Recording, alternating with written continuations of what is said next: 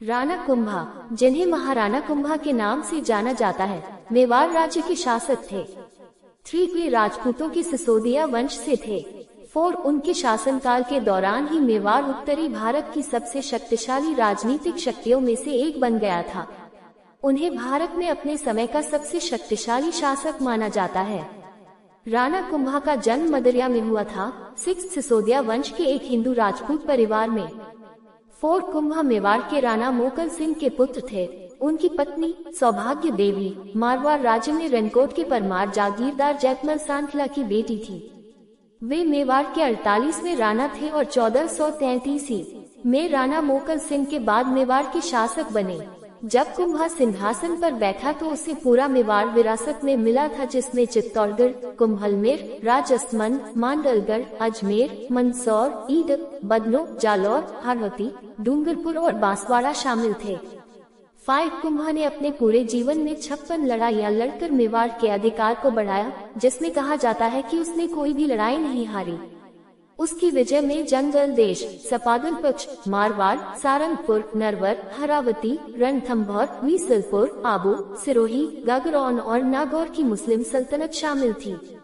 उसने सारंगपुर, नागौर, मांडलगढ़ और बनास की लड़ाइयों में कई बार मालवा और गुजरात के सुल्तानों को भी हराया। मोकल के हत्यारों में से एक महपा पनवार को मांडू के सुल्तान ने शरण दी थी। महाराणा द्वारा उसके व्यक्ति की मांग की गई, लेकिन महमूद खिलजी ने शरणार्थी को आत्मसमर्पण करने से इनकार कर दिया। महाराणा ने शत्रुता के लिए तैयारी की और मांडू पर हमला करने के लिए आगे बढ़े। सुल्तान कुंभा से मिलने के लिए एक शक्तिशाली सेना के साथ आगे बढ़ा।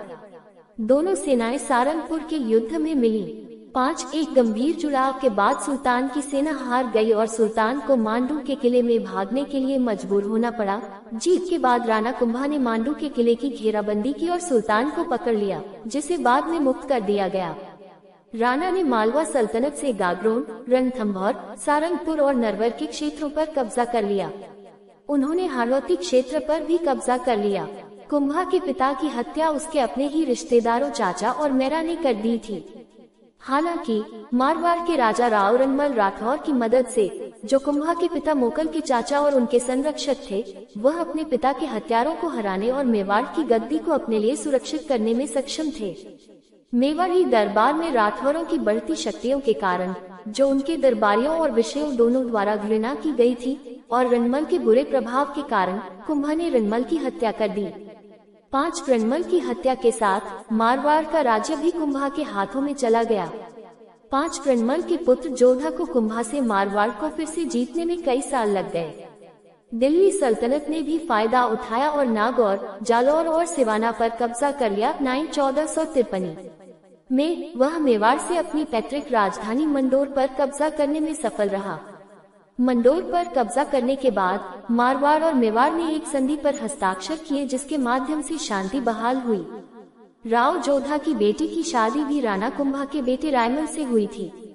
मेवाड़ी खातों के अनुसार यह मेवाड़ की रानी हंसाबाई ही थी, जिन्होंने अपने पोते कुंभा और भतीजे जोधा के बीच शांति की व्यवस्था की थी। राणा कुंभा ने वहां हिंदुओं के साथ कठोर व्यवहार के कारण नागौर पर विजय प्राप्त करना शुरू किया। नागौर के सुल्तान का पुत्र शम्स खान शरण और सहायता के लिए महाराणा कुंभा के पास भाग गया। राणा कुंभा, जो नागौर पर लंबे समय से योजना बना रहे थे, ने उन्हें पूरा करने के इस अवसर को सहर्ष स्वीकार कर लिया और शम्स खान को नागौर की गद्दी पर इस शर्त पर बिठाने के लिए सहमत हो गए कि वह उस स्थान के किले की प्राचीर का एक हिस्सा ध्वस्त करके राणा कुंभा की सर्वोच्चता को स्वीकार करेगा।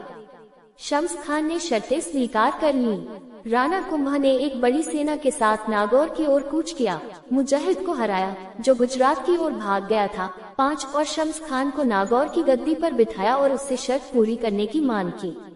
लेकिन शम्स खान ने महाराणा से किले को छोड़ देने की विनम्रता पूर्वक प्रार्थना की।